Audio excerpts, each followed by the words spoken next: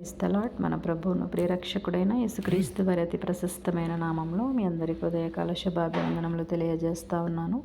ఈ దినము కొరకు ఏర్పాటు చేయబడిన సువార్త పాఠ్య భాగము మత్తయి సువార్త 18వ అధ్యాయము 35వ వచనము. మీరు మార్పు నొంది బిడ్డల వంటి వారైతేనే గాని పరలోక రాజ్యంలో ప్రవేశింపరు.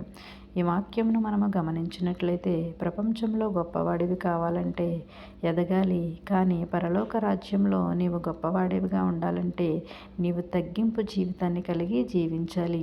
నీవు చిన్న బిడ్డ వంటి జీవితాన్ని కలిగి జీవించినప్పుడు, నీవు గర్వాన్ని విడిచిపెట్టినప్పుడు, దేవునిపై ఆధారపడి స్వచ్ఛమైన విశ్వాసాన్ని నీవు కలిగి ఉండి సత్య హృదయాన్ని నీవు కలిగి ఉన్నప్పుడు నీవు దేవుని పాలనలోను, ఆయన మహిమలోను, ఆయన సహవాసంలో నిత్యము జీవిస్తామని ఒక వాక్యం ద్వారా తెలియజేస్తూ ఉన్నాడు.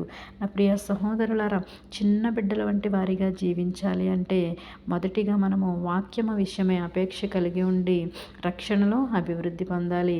రెండవదిగా దుష్టత్వము విషయమై అమాయకత్వం కలిగి ఉండుట ద్వారా పరిపూర్ణత అనేది కలుగుతూ ఉన్నది.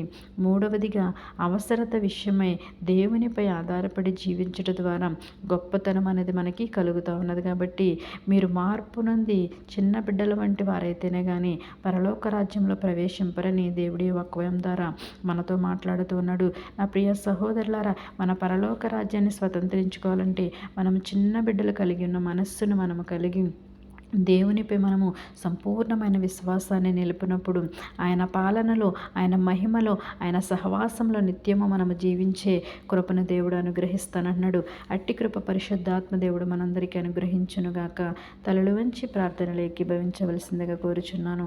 మహోన్నతుడును మహాగణుడమైన మా ప్రియ పరలోకపు తండ్రి, నీ ఘనమైన శ్రేష్టమైన నామానికి స్తోత్రములు చెల్లిస్తా ఉన్నాము తండ్రి.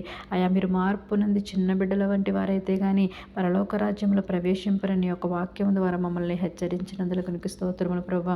అవును యేసయ్య, చిన్న బిడ్డలు కలిగినటువంటి మనస్సును మేము కలిగి ప్రభువా నీపై పరిపూర్ణమైన విశ్వాసాన్ని, నమ్మకాన్ని కలిగి జీవించడానికి ఈ సహాయం మాకు దయచేయమని యేసయ్య అతి పరిశుద్ధ నామములో అడిగి వేడుకొనుచున్నాము తండ్రి.